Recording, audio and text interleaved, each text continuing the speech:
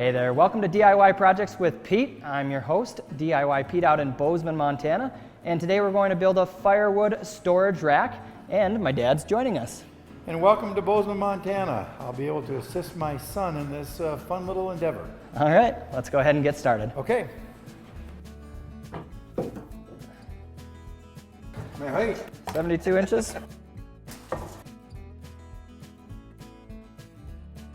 For tools, you're going to want to pick up or borrow a miter saw, Kreg Jig, orbital sander, drill, tape measure, speed square, safety glasses, and optional clamps.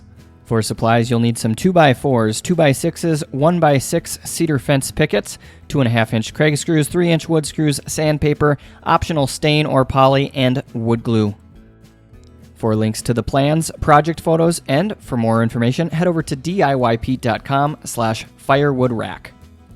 All right, we'll start by laying out the wood for the project, and I'd recommend using either cedar or redwood because it's going to withstand the outdoor elements really well. Then we'll make our cuts for the frame of the rack, and you can find all the measurements in my free plans available to download on DIYpete.com. Now, as you get started with your cuts on that miter saw, remember to always measure twice and cut once. I don't know if we did this right, Pete. I'm the old guy. You're filming, doing nothing. I'm the old guy hauling all the wood. Get used to it, Dad. All right. Okay, so we'll start assembling the base that's made out of 2x6s. Ready, Dad? I'm ready. Okay. First, we'll adjust the Kreg Jig for the 1.5-inch boards we'll be using. You can use the knob on the back to adjust the top portion, and then you can adjust the stop collar on the bit. You want to stand it up? Do you want to do the Kreg Jig? Go ahead, you do the Kreg Jig, I'll do the... Okay. I'll do the holding, that's the easier part. Okay. That'll be really strong that way. Yep. Now, I used a Kreg Jig for many of the joints because it's an easy way to connect the boards and to hide the screws at the same time. However, you can simply connect the boards together using normal 3-inch wood screws if you don't have a Kreg Jig. Use an exterior grade wood glue on all of the joints to make them a lot stronger.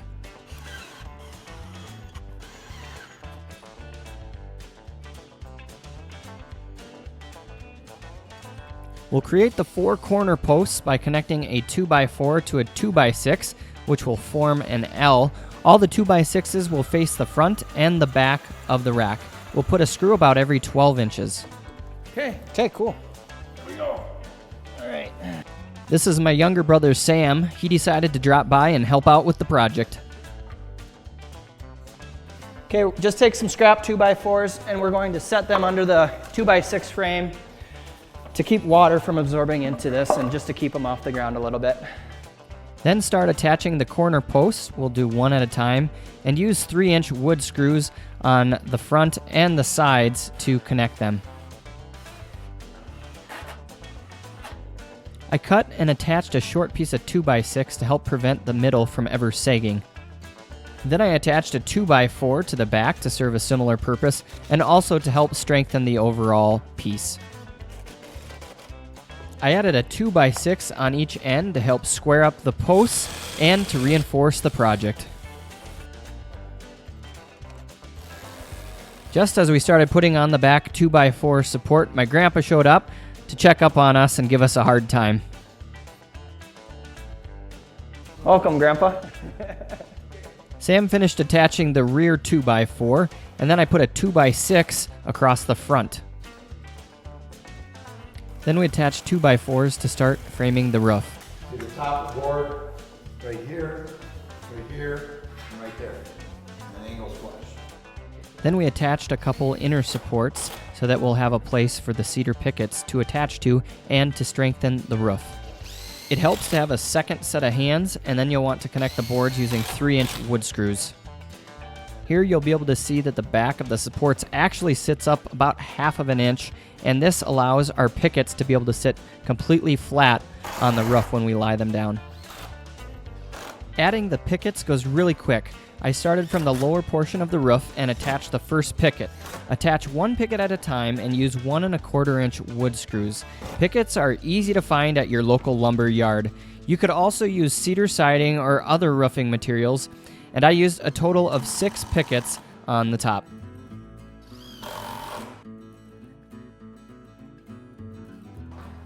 Next, you can measure and cut 5 pickets for the lower portion of the firewood storage rack and attach them using 1 1/4 inch screws.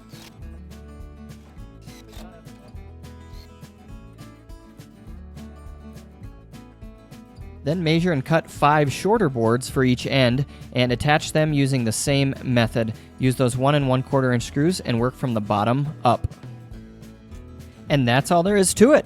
Now we can go ahead and put our brand new firewood storage rack into place. You'll need to chop some wood to fill it up and then throw it on the rack and let it dry out.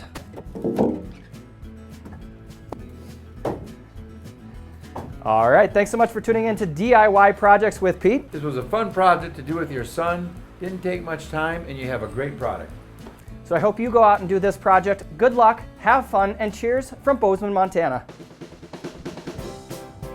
If you enjoyed this video or found it helpful, please give it a thumbs up and subscribe to the channel. And for the free plans, head over to DIYPete.com/firewoodrack. And don't forget to connect on Facebook at facebook.com/DIYProjectsWithPete. If you have a minute, check out some of the other DIY videos on my YouTube channel. Click on the left thumbnail to learn how to make a concrete patio table with LED lights and a built-in cooler, or click on the right thumbnail to see how to build a whiskey barrel coffee table. Lastly, please subscribe. Cheers, guys!